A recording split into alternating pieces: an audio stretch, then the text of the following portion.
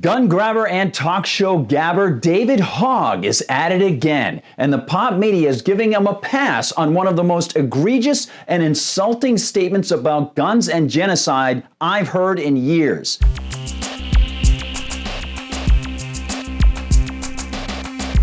Hi everyone, I'm Gardner Goldsmith for MRC-TV, and I want to contact you briefly to let you know about the latest way gun grab advocate David Hogg is trying to weasel in more policies to attack your right to keep and bear arms. Appearing on Chris Hayes' mind-numbing MSNBC chat show, well, I don't know how Hogg can handle being on such a hard-hitting program as Chris Hayes' interview show. Just the journalistic power of those punches.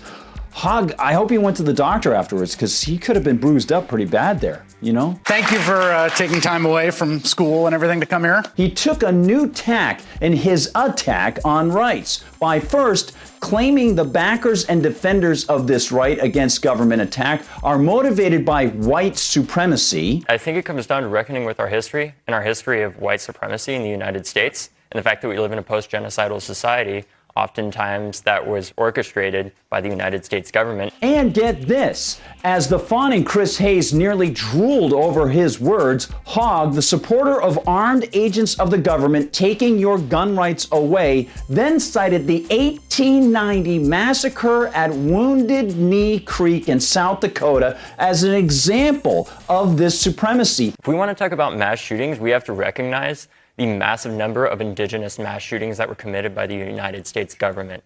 I think back to the Battle of Wounded Knee and the several hundred Native American, predominantly men, women, and children that were slaughtered by the United States government. The very government Hogg wants to disarm Americans now. And they were slaughtered because the feds first disarmed the Indians.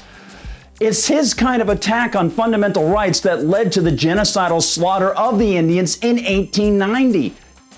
David, wake up. Chris Hayes, shame on you. Some of us know history, and we suspect that if Lakota leader Russell Means were alive today, he would say the same thing. We are suffering the same hardships they suffered: starvation, hunger, inadequate shelter, inadequate warmth, same inclement type weather, the same harassment surrounded by much more firepower than they had, the fact that they were forced to surrender and give up all their arms and then were massacred.